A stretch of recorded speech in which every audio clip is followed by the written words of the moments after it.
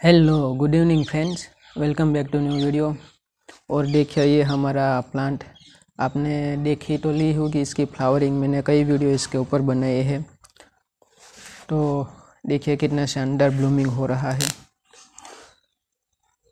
और देखिए अब दोस्तों टाइम है इसके पॉलिनेशन का, क्योंकि देखिए इसके कई सारे फ्लावर जो है वो ड्रॉप हो रहे हैं और मोस्ट ऑफ फ्लावर मुरझा गए हैं। तो दोस्तों अब इस प्लांट पे पॉलिनेशन करने का वक्त आ चुका है। आप देखिए फ्रेश फ्लावर भी पॉलिनेशन कर सकते हो, लेकिन मैंने क्या सोचा इतनी अच्छी फ्लावरिंग हो रही तो कुछ दिन रहने देते हैं। लास्ट में फ्लावरिंग जब ख़त्म होने वाली हो और जब अच्छा फ्लावर ब्लूम पे हो, देखिए इस तरह के हेल्थी फ्लावर, तब हम पॉलिनेशन करें तो काफ़ी अच्छे क्वालिटी के सीड्स मिलेंगे। तो यही सोच के मैंने लेट पॉलिनेशन किया। इसमें भी देखिए दोस्तों जो बर्ड्स है वो ड्रॉप हो रहे हैं। अब फ्लावर जो है वो ड्रॉप हो रहे हैं क्योंकि अब मुरझा रहे हैं सारे फ्लावर। तो आज इस वीडियो में मैं दोस्तों इसके पॉलिनेशन करने वाला हूँ और किस तरह से मैं पॉलिनेशन करता हूँ उसके ऊपर डिटेल में आप लोगों को बताऊँगा और लाइव पॉलिनेशन करके भी दिखाऊँगा, ताकि जो है आपको पता चले कि किस तरह से फ्लावर में पॉलिनेशन करना होता है। देखिए दोस्तों आप लोगों को पता तो होगा ही कि अडेनियम में सेल्फ पॉलिनेशन जो है वो काफ़ी कम होता है और कुछ फ्लावर में हो भी जाता है। देखिए इस तरह से इतने सारे फ्लावर हो तो उसमें कई सारे ऐसे भी फ्लावर होंगे जो सेल्फ पॉलिनेशन कर लेते हैं, लेकिन जो क्वांटिटी है वो काफ़ी कम होती है। और सेल्फ पॉलिनेशन का एक ड्रॉबैक ये होता है कि उसमें सीड्स जो है उसके डीएनए में काफ़ी चेंज होता है कभी कभी, क्योंकि वो तब पता नहीं होगा कि इस पे फ्लावर से जो पोलन आया हो।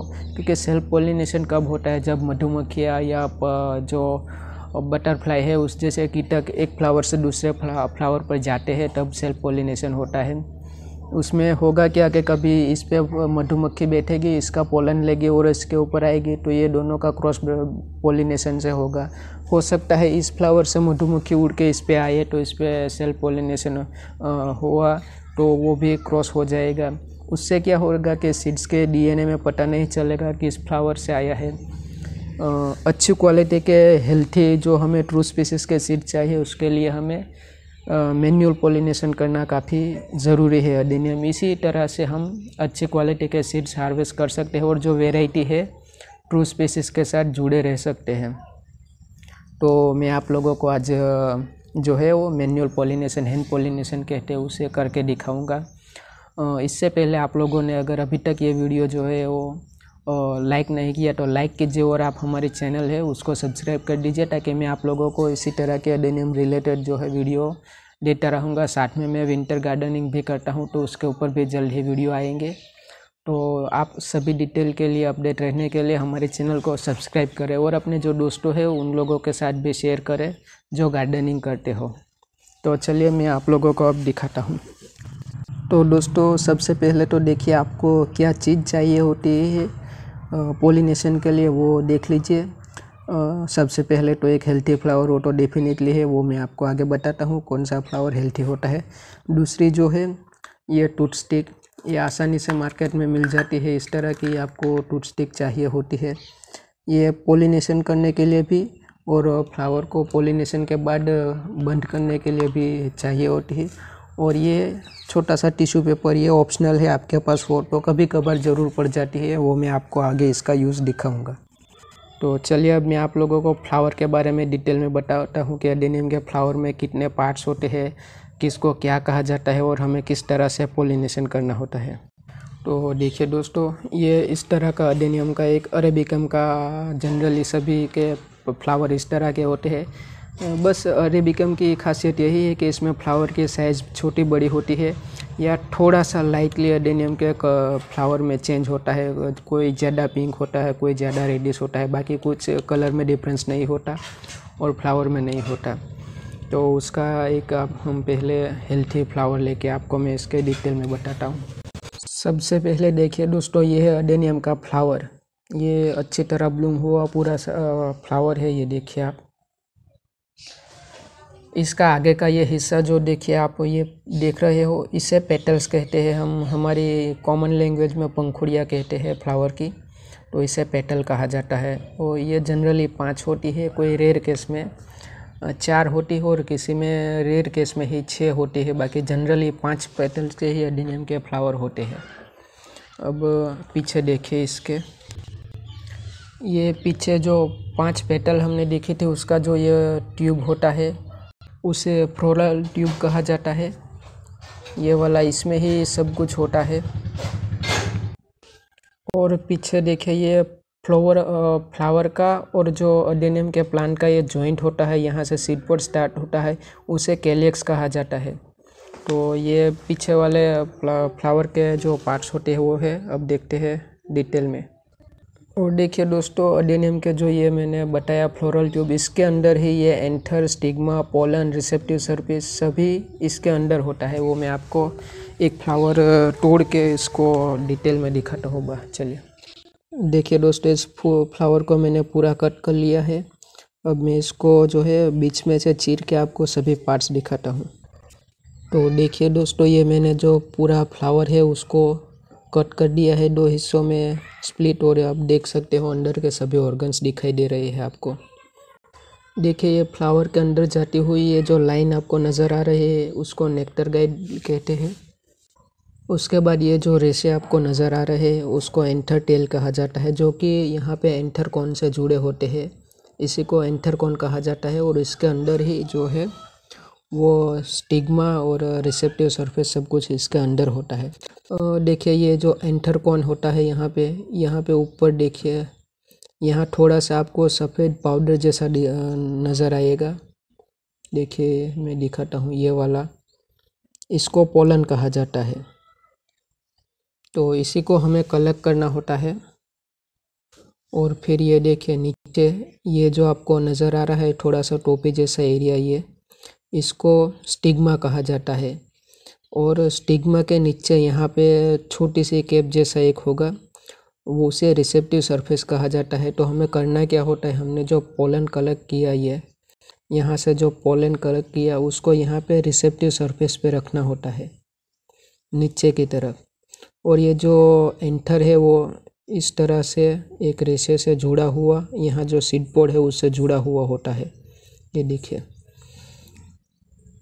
तो इसको हमें बड़ी सावधानी से यहाँ से पोलन लेके यहाँ रिसेप्टिव सरफेस पे लगाना होता है। तो आई होप कि दोस्तों आपको सब कुछ समझ आ गया होगा कि मैं क्या कह रहा था।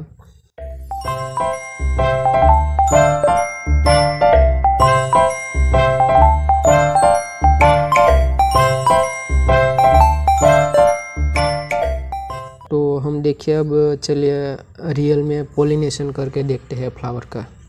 तो चलिए दोस्तों, सबसे पहले हमें जो है एक हेल्थी फ्लावर सिलेक्ट करना होता है सक्सेसफुल पोलिनेशन के लिए। हेल्थी फ्लावर क्या होता है कि कुछ ऐसा इस तरह का जो अभी अभी खिला हुआ, देखिए लोग क्या करते हैं, फर्स्ट डे पे फ्लावर खिलते ही पोलिनेशन कर लेते हैं, दूसरे दिन भी करते हैं, तीसरे दिन भी, और 4-5 दिन के बाद भी पोलिनेशन हो जाता है। ये वेराइटी पे डिपेंड करता है। लेकिन जनरली मैं जो हूँ फ्लावर खिलने के तीसरे दिन पोलिनेशन करता हूँ। उसमें ज़्यादातर लोग यही प्रेफर करते हैं और सक्सेस रेट भी उसमें अच्छा सा मिलता है। आप चाहो तो फर्स्ट डे भी कर सकते हो और सेकंड डे भी, लेकिन तीसरे दिन जो है काफ़ी एक्सपर्ट यही सजेस्ट करते हैं कि तीसरे दिन का फ्लावर जो है खिला हुआ उसे पोलिनेशन के लिए लेना चाहिए। तो देखिए मैं ये फ्लावर जो हो सिलेक्ट करता हूँ, उसको फिर आपको करना क्या है, आप मेरा हाथ देखिए मैंने किस तरह से पकड़े हैं। इस तरह से आप 4 पेटल्स पकड़िए,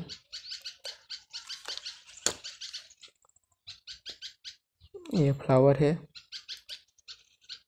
और इस तरह से खींचिए ताकि जो ये फ्लावर ट्यूब है ये ओपन हो जाए। ध्यान से देखिएगा ये स्टेप कि मैंने किस तरह से जो है ओपन किया। इससे क्या होगा, ये जो एंथर थ्रेड है वो बाहर नज़र आएंगे आपको, और जो एंथर कॉन सब कुछ आपको आसानी से नज़र आएगा। फिर हमें क्या करना है, देखिए यहाँ से एक थ्रेड पकड़ना है इस तरह से धीरे से। ये काम बड़ी सावधानी से करना है और इस तरह से ओपन करना है। देखिए आप चाहो तो यहाँ से इसको तोड़ भी सकते हो और रहने दो तो भी कोई बात नहीं। देखिए इससे क्या होगा, यहाँ पे पोलन नज़र आएगा आपको आसानी से। अब इस स्टेज पे आपको क्या करना है, आप इसी तरह स्टिक से पोलन पकड़ने जाओगे तो वो जो है स्टिक के साथ जुड़ेगा नहीं। तो क्या करते हैं, इसका जो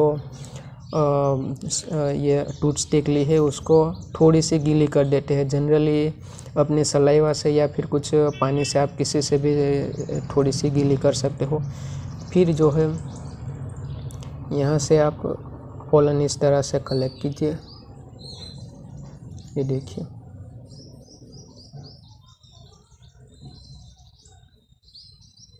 ये पोलन स्टिक पे आपको नज़र आ गया है।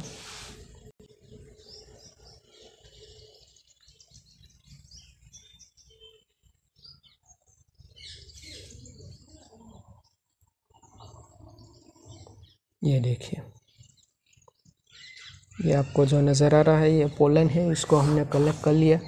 अब क्या आप चाहो तो इसी पोलन को इसी फ्लावर के जो है वो स्टिग्मा के रिसेप्टिव सरफेस पे लगा सकते हो, या फिर दूसरा फ्रेश फ्लावर लेके उसके ऊपर भी कर सकते हो। मैं जनरली दूसरा फ्लावर प्रेफर करता हूँ, उसमें मुझे जो है सक्सेस रेट ज़्यादा मिला है। तो मैंने जो अभी पोलन लिया इसको अब हम इस फ्लावर में लगाएंगे। सेम प्रोसेस रहेगी, कोई बात नहीं। इस तरह से पंखड़ी टूट जाए तो थ्रेड ओपन कीजिए।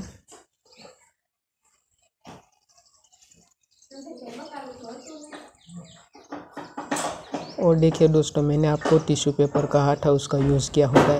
तो देखिए इस तरह से कभी कभी जब हम ओपन करते हैं तो देखिए इस तरह से थोड़ा सा शेप निकलता है। तो इसको साफ करने के लिए टिश्यू पेपर साथ में हो तो अच्छा रहेगा।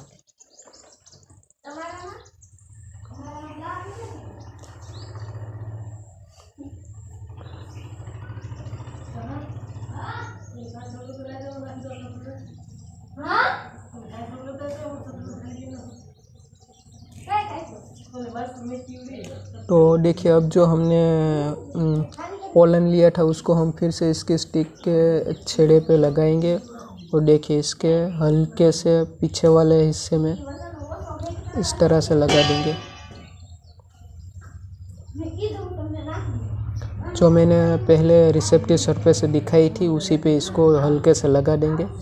फिर इस तरह से जो है फ्लावर को बंद कर देंगे, फ्लावर कोन को, और इस तरह से लगा देंगे। इस तरह से करने का फ़ायदा क्या है, ये फ्लावर जो है वो सिक्योर हो गया। इसके पीछे का रीज़न ये है कि देखिए फ्लावर अगर इसी तरह ओपन रहेगा तो क्या होगा, शायद हो सकता है चांस है कि कभी कोई और इंसेक्ट आकर फिर से इस पर बैठे तो पोलिनेशन हो सकता है। तो उस पर वेराइटी का चेंज होने का चांस रहता है। इससे बेटर है इस तरह से क्लोज कर दे फ्लावर को।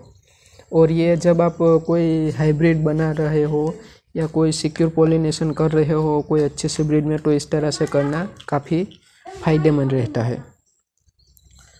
तो बस इसी तरह से पोलिनेशन करते हैं। अब इसको देखिए, और कोई किसी भी चीज़ की केयर करने की ज़रूरत नहीं है। आप इसी तरह रहने दे सकते हो, ना कोई एक्स्ट्रा केयर करने की कोई ज़रूरत नहीं है। तो यही पोलिनेशन है। आपके कोई क्वेश्चन हो तो मुझे कमेंट सेक्शन में बताइए। तो चलिए मैं कुछ फ्लावर जो है पोलिनेशन करके आपको दिखाता हूँ।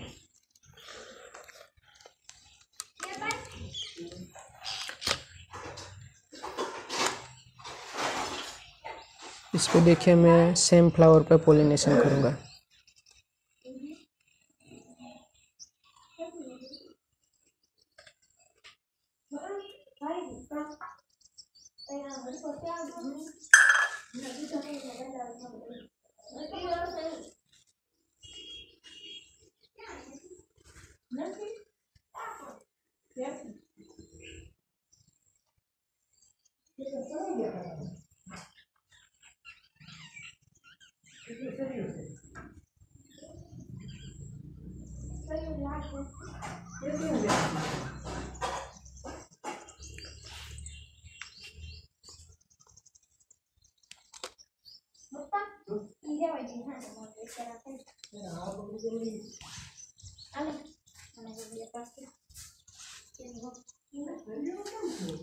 बस इसी तरह से हमें करते रहना है सभी फ्लावर पे।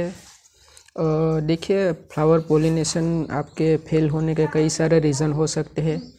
एक तो आपने जब पोलिनेशन करते वक्त जो स्टिग्मा है उसको डैमेज हुआ हो तो भी फ्लावर पोलिनेशन सक्सेस नहीं होगा, या फिर कुछ वैरायटी ऑटोमेटिकली स्टेरिल होती है तो उसमें भी काफ़ी दिक्कत होती है पोलिनेशन में।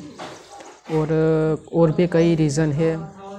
जनरली मेन रीज़न यही होता है कि आप पोलिनेशन के वक्त जो स्टिग्मा है एंथर कॉन में उसको आप डैमेज कर देते हो, उसकी वजह से पोलिनेशन नहीं होता। तो बस और कोई आपके क्वेश्चन हो तो मुझे बताइए कमेंट सेक्शन में, उसको आंसर देने की कोशिश करूँगा। और एक बात दोस्तों देखिए, ये टूथ स्टिक है जो आप हर पोलिनेशन के लिए नई टूथ स्टिक लीजिए। एक ही टूथ स्टिक से पोलिनेशन कई सारे फ्लावर को करने की कोशिश ना करिए, उसमें वैरायटी जो है उसको चेंज होने के काफ़ी संभावना रहती है। हाँ, आप एक प्लांट पे कर सकते हो एक ही टूथ स्टिक से 4-5 फ्लावर पोलिनेशन, लेकिन एक ही टूथ स्टिक से आप 1-2 अलग अलग प्लांट पे पोलिनेशन ना करें, ये एडवाइजेबल नहीं है। मैं तो ज़्यादातर एक टूथ स्टिक से एक ही फ्लावर पोलिनेशन करता हूँ और इसकी कोई कॉस्ट ज़्यादा है नहीं तो हम अफोर्ड कर सकते हैं। अब पोलिनेशन सक्सेस हुआ वो आपको हफ्ते भर में पता चल जाएगा, क्योंकि उसके कुछ पोलिनेशन करने के कुछ दिनों बाद ये फ्लावर जो है यहाँ से गिर जाएगा और जो यहाँ सीड पोड होता है यहाँ से आपको फ्रेशली सीड पोड धीरे धीरे नज़र आएगा। आपको 7 से 8-10 दिनों के अंदर अच्छा खासा सीड पोड नज़र आएगा। अगर पोलिनेशन सक्सेस हुआ तो ये सीड पोड धीरे धीरे ग्रो होता जाएगा, वरना क्या होगा ये देखिए धीरे से यहाँ से गिर जाएगा। ये गिर गया तो समझना पोलिनेशन सक्सेस नहीं हुआ। अगर सक्सेसफुल रहा तो यहाँ से सीड पोड ग्रो होता जाएगा और सीड पोड से सीड हार्वेस्ट होने में काफ़ी लंबा वक्त लगता है, कई महीनों का प्रोसेस होता है। जनरली अरेबिकम में जो है आपको 2 महीनों से लेकर 4-5 महीनों तक सीड हार्वेस्ट करने लायक हो जाएंगे। क्योंकि अभी मैंने पोलिनेशन किया है तो मुझे इसमें से फरवरी के आसपास जो सीड्स है वो मिलने शुरू हो जाएंगे। और कुछ अडेनियम की ऐसी वैरायटी होती है जो कि 18 महीनों तक सीड्स को रिपन होने में टाइम ले लेती है। ये वैरायटी के ऊपर डिपेंड करता है कि कौन सी वैरायटी है और कितना टाइम लेगा। इसका एक चार्ट होता है, मैं आपको यहाँ पे दिखा दूँगा। तो बस दोस्तों वीडियो में इतना ही। और अगर अभी तक आपने मेरा जो अडेनियम का वो वीडियो नहीं देखा जिसमें मैंने आप लोगों को अडेनियम के सीडलिंग्स में किस तरह से कॉम्पैक्ट ग्रो करता हूँ, उसके ऊपर मैंने पूरी सीरीज़ शुरू की है।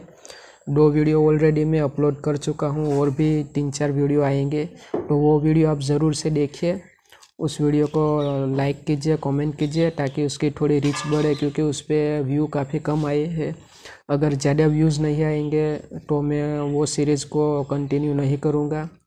अगर आपको डिटेल में सीरीज़ चाहिए तो वीडियो ज़रूर देखें और उसको जो है शेयर कीजिए अपने दोस्तों के साथ।